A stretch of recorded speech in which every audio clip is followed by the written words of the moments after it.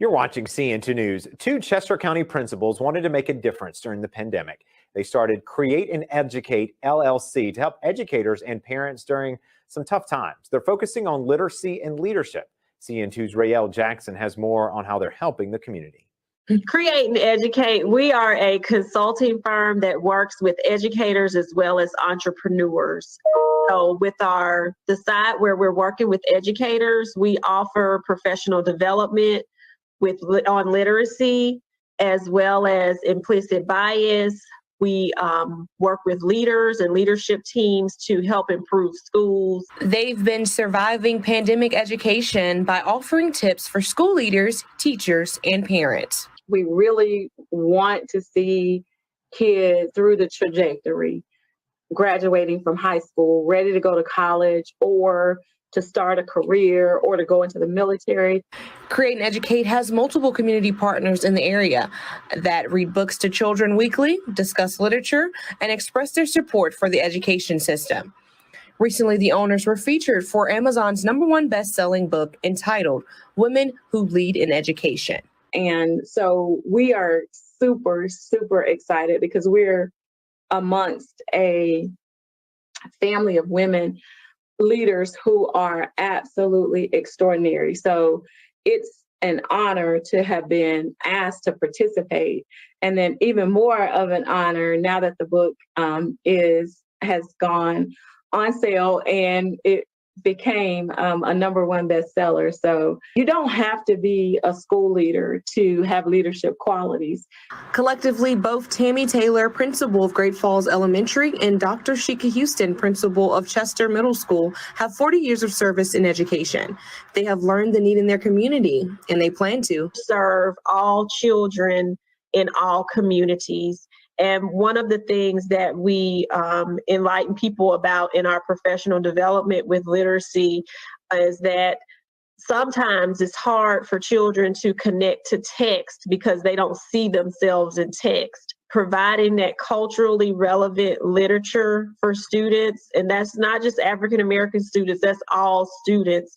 Every student at every school should be able to see themselves in a book, in a text, to be able to connect with it. Surviving pandemic education together in Chester, R.E.A.L Jackson, CN2 News. Again. Good morning, everyone. Good morning, Tammy. Good morning, Sheka. Good morning, everybody. Welcome. Yes, welcome. And welcome to the R.E.A.L Academy. I'm Dr. Sheka Houston, and we are thankful that you're joining us here. Good morning, Melissa. And good morning, Mr. Davis from Las Vegas. And good morning, Principal McKeever Jeter. And I want to specifically thank her and shout her out last week when she was doing her interview with Principal Kafele. And she talked about people that were inspiring, mentioned my name and what Tammy and I do. So thank you so much, Principal Jeter. That was very... I received that. Thank you. And Principal. And well deserved. Thank you for recognizing. Yes. We appreciate you, Principal Jeter. Yes, thank you so much. We really appreciate that. Thank you. Also my trustmate and partner in leadership, soon to be Dr. Tammy Taylor. She's working on that, and we're gonna go ahead and speak that into existence. Good morning, Dr. Larry. Thank you. Hey, Dr. Larry. Yes. And good morning, Ms. James. Thank you all for joining us. We bring you every week literacy and leadership focuses based on our framework. The R.E.A.L Academy, the acronym stands for Respect, Excellence, Accountability, Literacy, and Leadership. And these were our focuses as we were turning our schools around as principals. I was at the middle school level and Tammy is at the elementary level. Right now, I'm in an MTSS position at the district level, but I'm still very passionate about literacy, about leadership and supporting leaders because that's what we needed as we were going through that journey. And Tammy is we're both still in the journey. I'm just at a different Exactly. capacity, but we're both still in that journey. And we know that as leaders, what we needed was support. So that's why we're here every Saturday to try to provide that support that we know we were looking for, and just try to fill in some of those gaps that we know educators need. So And I this, think it's really important that you brought up what you do, because even though you aren't at a school, and I do love being in the trenches there, Mhm, with the teachers and the kids, it's a different dynamic, and you know that. But mhm. the work that you're doing is super important, because you are impacting so many other people who can extend your reach to the children in their building. So I'm really, really proud of the work that you got going on. Thank you. And, Tammy and I are very passionate about this work because we were able to use these strategies, what our framework is based on, to raise both of our school report cards, 2 and 3 grade levels in one school year, which we didn't have that support. Actually, we were told that we were going to stay on the list, and we didn't even have a chance to grow. But despite what you're told, you do what you know is best, and when you're doing what's best for children, you will definitely you know outperform what any negative talk may be. So Absolutely. we're And you know from whence your help cometh, because we yes, knew that it couldn't be us alone, but we also knew with the right alignment that things would work out just fine. And they did. definitely. And there were lots of prayers sent up. Good morning, Principal Hey, Kafele. Thank you Bailey. for joining us. And I mentioned earlier to Principal Jeter, who's on with us, thank you all last week for your words. I received that. So thank you so much. Yes, sir. And thank you for recognizing that greatness. Thank you. But yes, our topics for today and the rest of the time that's going to take us out through our big summer reading platform that we do every year to make sure that people are ready for summer reading and have resources and tools. We're going to be talking about literacy. And Tammy and I are very passionate about literacy. We know how important it was to focus on those strategies when we were trying to turn our schools around. And one of the biggest things was really making sure teachers had a good understanding of how to teach reading. And at the secondary level, because I was at the middle school, the teachers were very comfortable with me. They were transparent. Miss Houston, I teach ELA, and I remember learning how to read, but I don't know how to teach children how to read. So it's important as leaders for us to hear what teachers are saying and provide them with the professional development that they needed. So Tammy, who again is my trust mate and leadership partner, she has a very extensive early literacy background. So she was one of the first people that I turned to. Tammy, the children are coming to us. They have these reading deficiencies. We want to help them. We don't know how. What do we need to do? So a lot of people don't even know where to start. So we're going to be helping you with that, where to start, what the strategies are. And it's so extensive. We were just talking about that a minute ago, Tammy, with the science of reading. And there's so many intricacies to this. I mean, we could talk about this the rest of the year, We actually. really could. Yeah, but we want to help people understand it and just give you a little bit of background. There is some university research data that, since the pandemic has taken place, reading fluency in second and third graders has fallen about 30% behind the normal benchmarks. And we know even before the pandemic, it wasn't where it needed to be. About 2/3 of third graders and eighth graders were not reading on grade level then. So people would, blame it on things like students didn't come to school ready to read. Hey, mom. Hey, Miss Definitely got to shout out Beverly. my mom. Um, they're not coming to school ready to read, that they're slow learners, or they, would blame the summer slide. But really what was happening and what we have found to be true is that, and even colleges have admitted it, the college readiness programs were not really sufficiently preparing teachers with the knowledge that they needed to teach children how to read and that science of reading. And we're going to focus on all of those aspects with the print awareness, phonological and phonemic awareness, phonics, decoding, fluency, vocabulary, spelling, comprehension, and writing. Now, we're not going to get all of that in today, but that's why this will be a continuation. And Tammy, you had some very important data from Nate. Yes. Before I share some data with you guys, so I just kind of want to talk just so that everybody's clear. We are not promoting a particular method or a particular program for teaching reading, because we know that one size does not fit all and that there is no perfect program out there. But we just want to give a little bit of background to this discussion, because when I was student teaching, the debate was hot and heavy, and it still remains today in what they call those reading wars.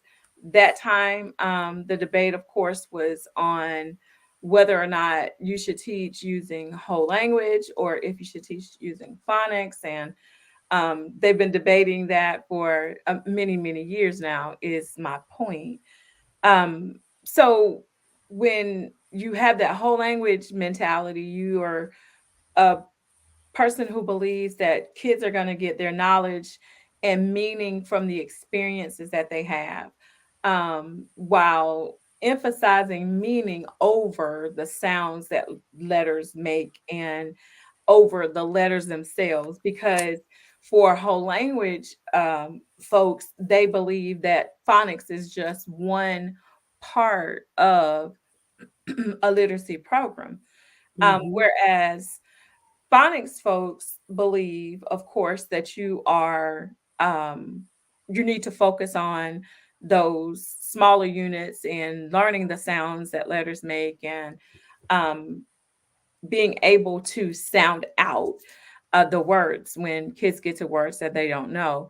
The problem that the whole language folks had with that was, and children who are taught phonics learn how to read. I want to be clear about that. And many times they outscore kids who are being provided a whole language approach to literacy. So it isn't that one is bad and the other is good, or one is good and the other is bad. We want to be clear about that, because again, one size doesn't fit all. But what whole language folks started saying was, you can't really teach children to just call these words, because now you got kids who are reading books and zipping through them.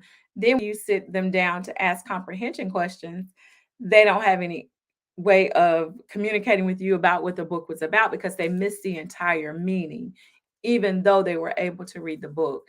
So again, that war has been going on for a long time. But we, as Create and Educate, Sheka and I want to be clear that we're not promoting any particular program that's going to be a perfect fit for all kids, because we don't believe that there is one. There is no one size fits all for teaching reading, for teaching writing, for teaching math, science, or social studies. Even my PE teacher at my school differentiates, because again, there is no one and only one way. So we believe that we have to do whatever it takes to give kids what they need. And the thing that right now is the debate, is in the reading wars. That debate is on the science of reading, as Sheka mentioned before, and balanced literacy. Balanced literacy being the teaching of phonemic awareness, phonics, vocabulary, comprehension, fluency, and those being the essential components of reading. Whereas the science of reading is saying you are looking at those things, but you also are placing a very heavy emphasis on decoding, because decoding is what many kids struggle with and can't get beyond so that they can get to those other aspects of reading. The thing that I personally like most about the science of reading is that it does emphasize educating teachers. Mhm. It's emphasizing the teachers being introduced to the research on those things that are going to make them better teachers. Morphology, phonics, vocabulary, fluency, comprehension, instruction, phonological awareness, like all those things, and how to use decodable readers, when to use decodable readers. So you have all these things and all these tools at your disposal. So you have to decide, like, what of these things does this particular child need? What do I need to do to make sure that this child can get what they need? So And we're Tammy, go ahead, Sheikah. just to add on to what you're saying, from a leader's perspective too, this is where we really have to think about the teachers that we're placing in those early grade levels, because those early literacy skills are the foundation of learning how to read, and that foundation is the foundation for the students to be successful in everything else that they do. And Right. sometimes the thinking is, oh well, we're going to focus on these tested areas because that's what we're graded on. And if this teacher is not doing so well, I'm going to put her in a non-tested area. But we really have to think through that. Your best people with those skills of what we're talking about, the science of reading and having a good background and concept and training and professional development and everything that we've named, because this is a lot of stuff to be able to understand, to teach a child how to read. And then when they have deficiencies in a certain area, What am I figure supposed to out what specifically you need to go to in that area to help them, do? because we can't continue to allow children to continue to fall through the cracks. Exactly. And the thing, Shika, that I have to echo with what you're saying is it's hard work. This is not easy work. It's very, very hard to be a good reading teacher because it's so comprehensive. And again, it's individualized based on what children need. Sheik and I were talking before because there are children who, if you put them in a print rich environment, reading is just a natural process and they just develop naturally how you sort through those things, that we have to really spend time teaching other children. Some kids just soar. Some children, 5% of kids in the world, they say, are able to just figure it out on their own and they just start reading. But Mm-hmm. everybody else, we need to have something in place that matches what their needs are. Um, the other thing, and this is something that I want to just say so that everybody knows, as hard as the work is, there are solutions, there's support, there Mm-hmm. are resources, and a great place for you guys to start is with us. That's We right. are here to help you with whatever needs you might have. As Shika said, that literacy is a huge component of my training. When I started, I was so blessed to start with a teacher who had experience in lots of different things, reading recovery being one of them. So I went into my own classroom with a skill set that I didn't necessarily get from college. It didn't come from my teacher preparation program. It came from those experiences that I had during my student teaching. The statistics that Shika was talking about, I do want to leave with you because what we have figured out based on these statistics is that the reading crisis that we're facing really is an equity crisis. Mm-hmm. And we're just going to share some very startling, they are to us, statistics with you because it's food for thought. Data has shown that there is a large number, and that is 65% of fourth grade students in the United States are not reading on grade level. Statistics show that disproportionately children of color, 82% of Black children, and 77% of Hispanic students are reading below grade level. This is from a 2019 Department of Education, National Center for Education Statistics report. And as Sheka said, 2019 is pre-pandemic. Mhm. So these numbers probably look much worse than this now. And we just want to be clear that this information comes from the National Assessment of Educational Progress, which is NAEP. They Mhm. test every single year schools across the country. Every year, some school is tested at the 4th, 8th, and 12th grades to get this NAEP data. So this data speaks to the fact, as Sheka said, that we had a reading problem before the pandemic ever became a crisis for us. What we've deduced, and the reason this is such an issue for us, is the crisis, as you just heard, isn't just a reading crisis, it's an equity crisis. And I want to add to what you're saying, Tammy, because people in positions like mine, it's certain data that you need to be looking at in your district to make sure that it's being monitored. Because if you're not looking at the right things, you never figure out how to really close those gaps. So if you're not looking at your percentages of students who are in tier 2 and tier 3 every year, if you're not looking at who's repeat offenders, if I have the same children every year, do I have an effective program? Am I really closing the gaps for students? Am I really intervening, or am I putting a checkbox by, oh yeah, we have RTI and MTSS? Do you have overrepresentation in specific subgroups for tier 2 and tier 3? You really have to delve down into that data.